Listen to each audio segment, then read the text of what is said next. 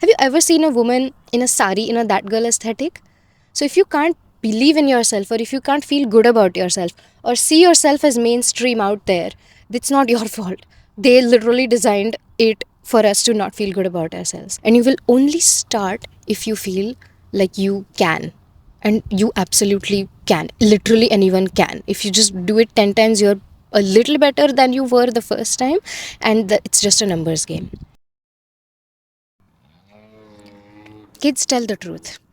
And when someone as kids tells us something about ourselves, we believe it because we think everyone is telling the truth.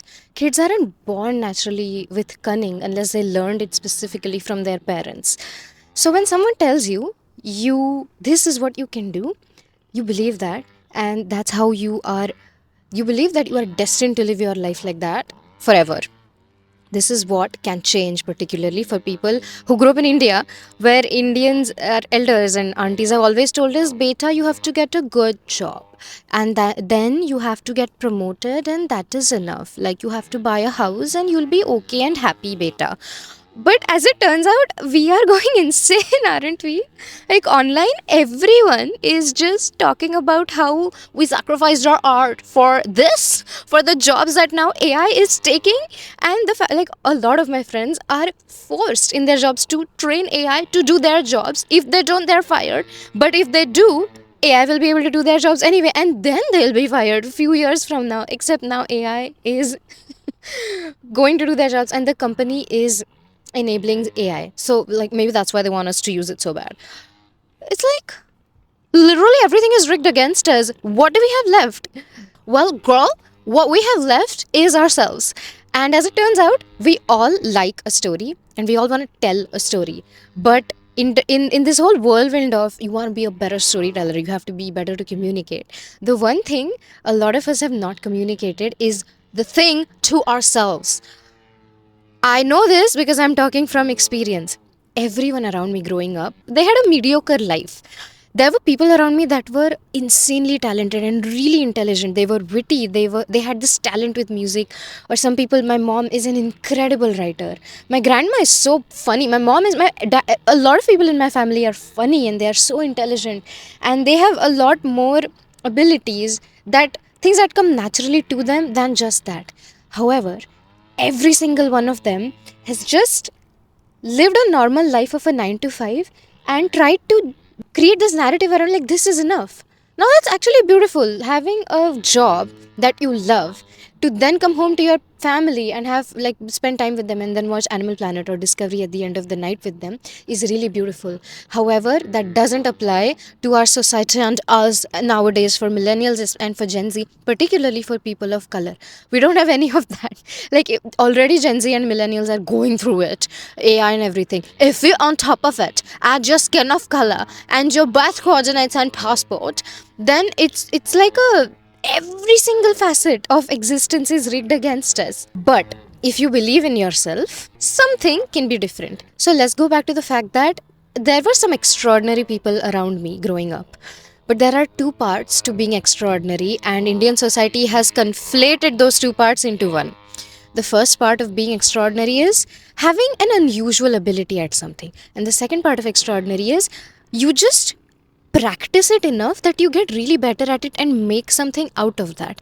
Now, it's a different issue that if immigration limbo has happened to you, like me, and I talk about this all the time, if immigration limbo has happened to you, then the second part may or may not make you money, but making money is like a small part of it, right? We are still going to talk about the first two parts because I've seen firsthand with my own self what believing in yourself can do for you. And we are going to flesh it out in more than what we commonly hear online, because that advice didn't help me, but I like to break things down, and that's what I'm going to do right now. A lot of people were quite extraordinary growing up in my family, or, just they were different. They thought of things differently. They had so much, they thought of things deeply.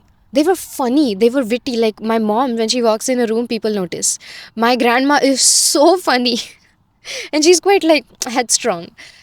But the thing is, they didn't do something extraordinary with their lives regardless of what their internal abilities were. It's because they didn't believe that there was anything to be done with this gift that they were given. This goes back to a purist attitude a lot of Indians are told growing up, or maybe I should say South Asians, because Asians as a whole, like we are told to follow that mold of a life, right? 9 to 5, and nothing wrong with that life. However, since that life is not for us anyway, might as well just try something we are kind of good at. Like the job market is so bad, I am more likely to make it as an impressionist painter in this world and as a writer on Substack than I am to fight this immigration limbo and maybe be allowed to work one day. And even then, like the jobs are so scarce for materials engineers, I am better off trying to be a writer.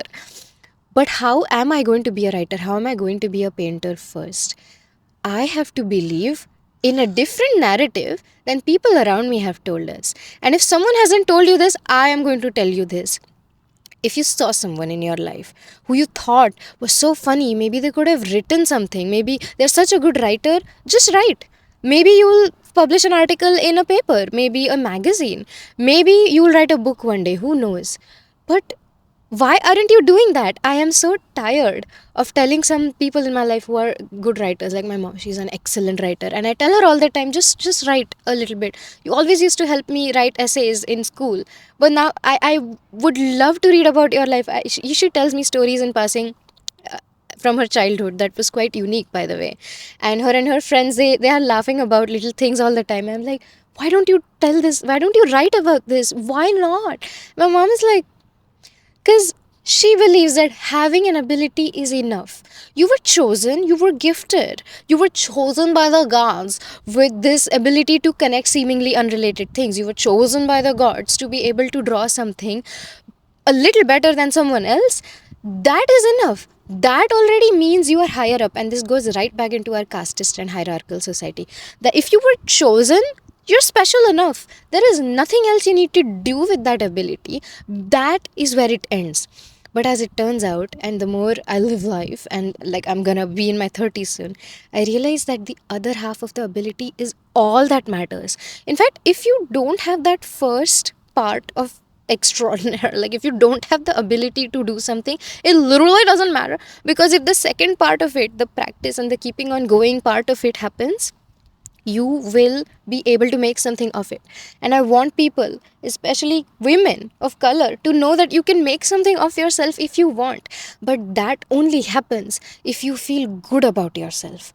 Believing in yourself is feeling good about yourself. This is particularly evident because I have a lot of time, I'm noticing a lot of things. And what I'm noticing is a lot of advertisements these days. Like everywhere you go, any app you scroll, there are ads there. Every single problem out there exists because of societal failures. And one of the greatest ways society has failed us, especially for women of color, is that they tell us that we are not good enough in any way. Our thoughts aren't good enough. Our aesthetic isn't really aesthetic. Our color is not, skin color is only good if it's a tan on someone else, not if it's actually just how it is. You know how a lot of white people have in the workplace or something, they commented like, I wish I had a tan like you. I'm like, girl, this is not a tan. That you can scrub off and then reveal like white skin underneath, that is now the standard of life. No, this is not a tan. This is just who I am. And then they'd be like, wow, brag much? Girl, you just said that. And they weren't girls, they were guys. Like my boss, my very racist, but who's a good at heart boss, but kind of racist sometimes. He used to be like, and it's like, that is not a compliment. My skin is not a tan. My skin is not golden. My skin is just brown. Like, can we stop already? And so, everywhere we go, people are like, oh, your kurta is ethnic. That top is so ethnic. Those earrings are so ethnic. Girl, no, they are not ethnic. They are also normal. The way boiled chicken and your beige outfit is normal. If trench coats are normal, kurta and sari is also normal. It's not ethnic. So, ethnic, tan, aesthetic, the Pinterest that girl aesthetic is all just about a white girl in a Lululemon set with a aloe bag or a Ovala flask or a Stanley flask. That is a that girl aesthetic. It doesn't account for big hair or darker skin or just brown eyes. Like the that girl aesthetic never accounts for. Have you ever seen a woman in a sari in a that girl aesthetic? So if you can't believe in yourself, or if you can't feel good about yourself, or see yourself as mainstream out there, it's not your fault. They literally designed it for us to not feel good about ourselves. So saying believing in yourself was Everyone was saying it so much online that it didn't reach me the way it should have. But what reached me was actually believing in myself, is feeling good about myself. So all these ads, especially like I'll soon turn 30, and a lot of 30 something year olds talk about getting Botox. Like, my husband told me that one of his friends is in his 30s, he got Botox, and I was like, oh, okay. And then I was like, actually, a lot of people do that. A lot of people feel compelled to change their appearance or something. It's because they don't feel good about themselves. They don't feel like they are enough. So, believing in yourself is feeling good about yourself. And feeling good about yourself comes from knowing that where you come from matters. Your story, your narrative, your aesthetic of where you grew up, your flat, the tube light in your flat is also aesthetic. The way Indians are hoarders, but that is not less than Victorian architecture. If you believe in yourself, if you start to see yourself as mainstream too, then you will do the thing you really want to do, because that jab at that I have felt like maybe I could tell a story too, maybe I could draw too, maybe I could also like tell what it used to be like at my grandma's house. Like, why am I only hearing stories centered? Actually, no, I'm not just hearing stories centered around white people. I've also heard Chinese Americans tell their story, or African Americans tell their story quite a bit. I've not heard that many South Asian people tell. And South Asian Americans, yes, Indian Americans, I have heard even them tell their stories. There's some community online of people especially talking about their dark skin and accepting it, and that's really beautiful because dark skin is so beautiful.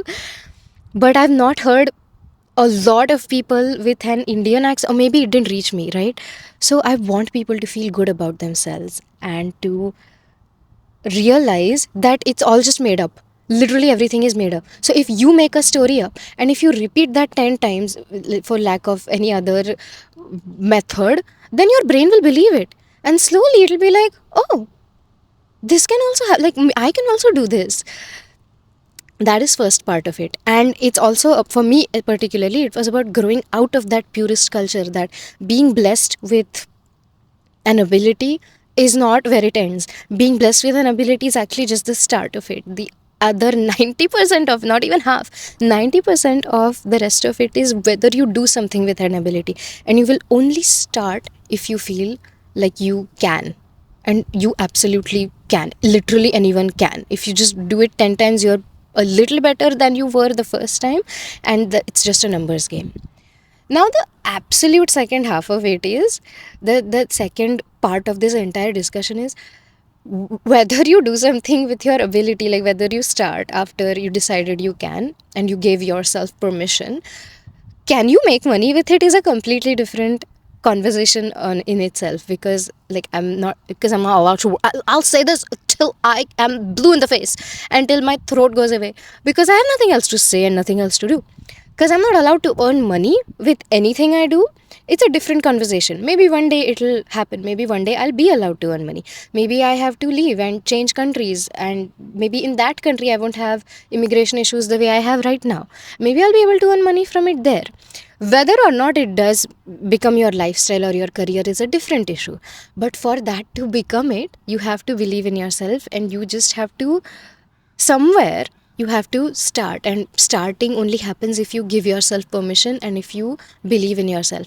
Everything is made up, and you can just tell yourself, yeah, this is the story that I'm going to believe. Don't believe what your uncle aunties told you growing up. They had the ability, but they were in that 9 to 5 mold. They didn't need to think anything more than that. They weren't surviving the way we are. They had different problems, of course, but prices of eggs weren't that high.